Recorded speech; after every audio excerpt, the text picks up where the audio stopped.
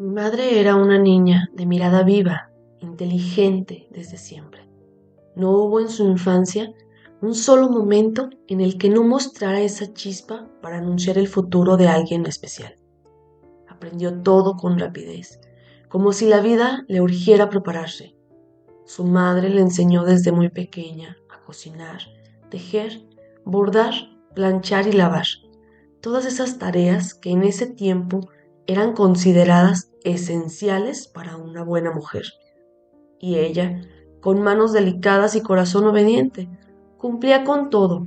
Nadie imaginaba lo que le esperaba. Un día común, como tantos, salió a la tienda a comprar unas cosas del mandado que su madre le había encargado. Pero ese día, la historia de su vida cambió para siempre. Un hombre mayor y desconocido que ya la había estado observando, se le acercó y se la llevó. Así, sin más, se la robó. Tenía apenas 14 años, y en aquella época, si una muchacha era robada, ya no podía volver a su casa. La vergüenza social, la presión de usos y costumbres, todo empujaba a que debía quedarse con quien la había deshonrado. No importaba sus lágrimas, su edad ni sus sueños. La niña que fue mi madre desapareció ese día, y en su lugar comenzó a existir una mujer joven, atrapada por la fuerza de una traición cruel. Se casó con ese hombre, un adulto de más de 40 años, mi padre. No fue un buen marido, era borracho, mujeriego y desconsiderado.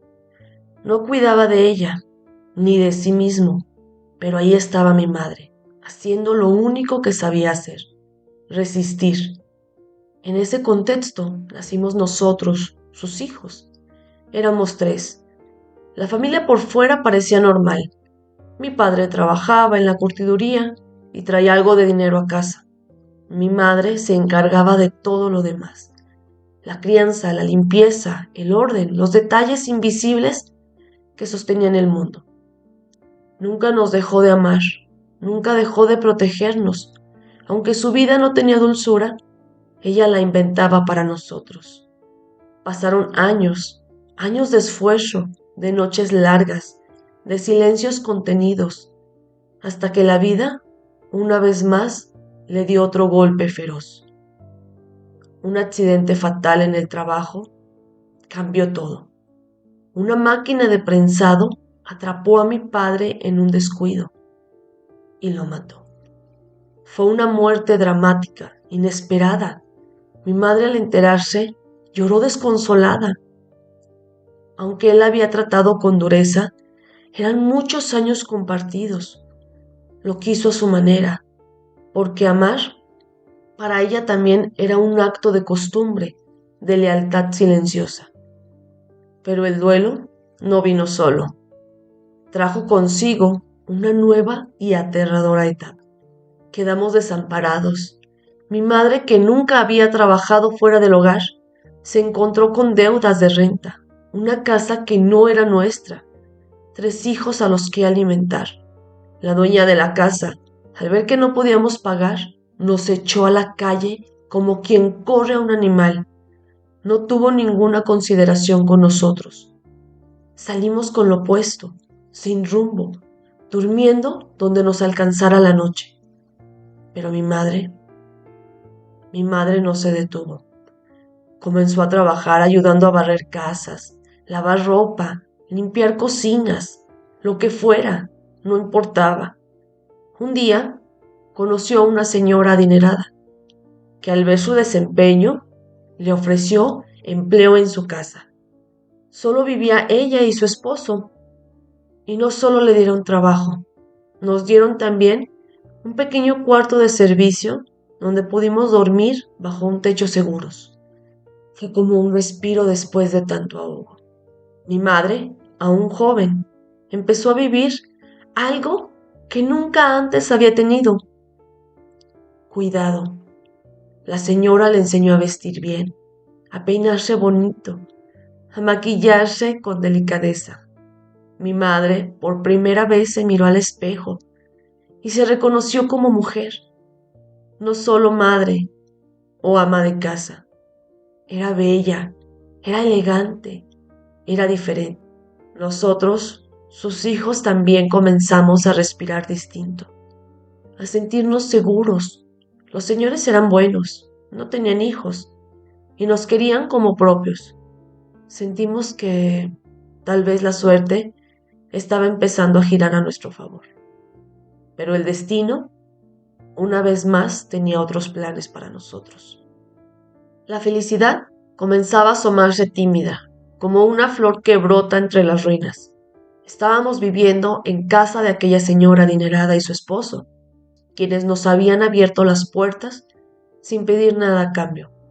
Mi madre se transformó, no solo por fuera, con la ropa elegante que le prestaba o el maquillaje fino que le hacía parecer otra, sino por dentro.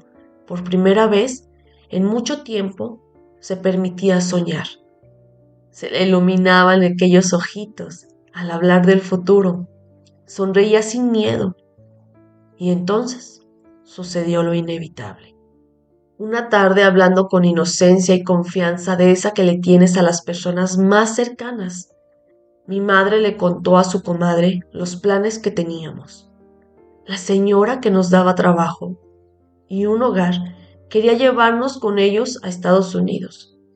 Allá habría mejores escuelas para nosotros, oportunidades nuevas, una vida digna para cada uno de nosotros. Ay, era como tocar el cielo con las manos. Ella lo dijo con ilusión, con esa esperanza que uno siente pocas veces en la vida. Pero bastó una palabra, una confidencia, para que todo se desmoronara. La comadre, tal vez por envidia o por puro veneno en el alma, fue con el chisme directo a los padres de mi difunto padre, los abuelos que nunca se habían preocupado por nosotros, pero que no tolerarían que nos sacara del país, ni mucho menos que mi madre fuera a rehacer su vida. Y ellos fueron unas bestias. Una noche aparecieron armados, llenos de odio y de soberbia. Golpearon al esposo de la señora rica, como si fuera un criminal, gritándole que ni se atreviera a llevarnos. Lo amenazaron de muerte. Juraron que si algo pasaba, no habría segunda advertencia. A mi madre no le dirigieron la palabra, solo la miraron con ese desprecio que hiere más que cualquier insulto, como si fuera una posesión para ellos, como si todavía le perteneciera a su hijo muerto. Los señores, aterrados, recogieron sus cosas y desaparecieron de un día para otro. Ya no quisieron saber más de nosotros. Y así, la luz que apenas comenzaba a brillar para nosotros se apagó de nuevo, como una vela que el viento no perdona. No teníamos a dónde ir, no teníamos dinero. Mi madre, tiempo atrás, había empezado a ahorrar, pero no alcanzaba ni para un mes de renta. Sin opciones, tuvimos que acudir al último lugar donde ella hubiera querido volver, la casa de sus suegros, de esos abuelos miserables. La misma familia que la había despreciado, la que arruinó los mejores planes de su vida, que la había tratado como un mueble viejo tras la muerte de su hijo. Allí fuimos a caer, humillados y rotos. Y ahí sí, comenzó el verdadero infierno. Mi madre perdió toda libertad. La encerraron en una rutina opresiva. Le prohibieron trabajar. Le controlaban cómo vestía, cómo hablaba, hasta cómo caminaba. Decía que si salía arreglada, manchaba la memoria de su difunto esposo, que una viuda no tenía derecho a verse bien. La castigaban con el juicio cruel del que dirán. Ella, que había dado todo, que había criado a sus hijos con uñas y dientes para sacarlos adelante, ahora era tratada como una carga, una vergüenza viva. A nosotros apenas nos daban lo mínimo para vivir. Comíamos poco, vestíamos lo que se podía y vivíamos rodeados de silencios tensos y gritos desenfrenados. Mi madre era casi una esclava y sin embargo no se iba. ¿Qué no se iba? Me pregunté tantas veces. Con el tiempo entendí que no era cobardía, era miedo, un miedo aprendido, sembrado en sus entrañas desde niña. Ese miedo que te hace agradecer hasta las migajas con tal de que tus hijos no duerman en la calle. Pasaron años en ese tormento, años en que la tristeza se volvió rutina, hasta que nosotros, sus hijos, crecimos y decidimos rebelarnos contra ese destino injusto. Yo me casé y tuve bastante suerte. Mi esposo era bueno, trabajador, y pronto logramos estabilidad económica. Entonces hice lo que juré, que haría desde pequeña. Fui por mi madre, fui a sacarla de esa cárcel con cortinas. Ella, ya envejecida, aún seguía cuidando a su suegra, aquella abuela dura, la única que quedaba viva en esa casa sombría. No se había ido por agradecimiento, pero en realidad era por culpa, por ese veneno que le hicieron tragar durante años, que no valía nada por sí sola, y que mi madre creyó. La miré a los ojos y le dije, vámonos, mamá, ya es hora. Ese día supe lo que era ver a alguien liberarse. No hizo falta una palabra, solo un suspiro. Lloró en silencio mientras salía por esa puerta que nunca creyó cruzar. No volteó atrás, no hacía falta. La llevé a mi casa, a su nueva casa. Por fin, después de tantos años de cadenas invisibles, mi madre tenía un lugar donde podía respirar sin pedir permiso, donde nadie la humillaba, ni la vigilaba, ni la medía con la vara de la vergüenza. Tenía una cama suavecita, una ventana por donde entraba el sol, una taza de café que se enfriaba sin prisa en sus manos. Y sobre todo tenía paz. La llevé a conocer la playa, a ella que toda la vida había caminado en tierra seca, entre calles duras, entre pisos ajenos. Sus pies tocaron la arena como si fueran niños por primera vez. Cerró los ojos y se dejó acariciar por la brisa del mar. Sus lágrimas se mezclaron con la sal del viento. Era como si el agua le pidiera perdón por todo lo que la vida le había quitado. Viajamos a varios lugares, comimos cosas que nunca había probado. Pudo comprarse la ropa nueva que nunca había imaginado poder merecer. Aprendió a decir gracias sin tener que agachar la cabeza. Su risa, aunque seguía tímida, comenzó a asomar poco a poco, como si la niña que fue alguna vez intentara volver desde lejos. Pero había algo que no se iba, una sombra, una herida antigua que no cicatrizaba. Algo en su mirada seguía mirando hacia atrás, como si el pasado la jalara de la cintura. Aunque estaba libre, en su alma había rejas, esa tristeza profunda que dejan los años perdidos, los sueños abortados, las humillaciones tragadas en silencio. Y eso ninguna playa podía sanar. Mi madre no se quejaba, pero a veces la sorprendía sola en la mecedora, mirando hacia la nada. Volteaba y me decía, hija, estoy bien, y sonreía. Pero su sonrisa tenía grietas, como un jarrón remendado una y otra vez. Y yo sabía que algo por dentro de ella seguía roto. Una noche sin aviso, simplemente mi madre se fue. Su cuerpo ya no aguantó más. No fue una enfermedad larga, ni una agonía. Fue como si su alma cansada dijera ya basta y se apagara. Así de repente, sin dramas, sin despedidas, así como vivió. nos dejó en silencio, pero, pero también nos dejó una historia que arde en la memoria. Nos dejó la muestra más pura de lo que significa ser fuerte. No la fuerza de levantar peso o de gritar verdades. No, eso no.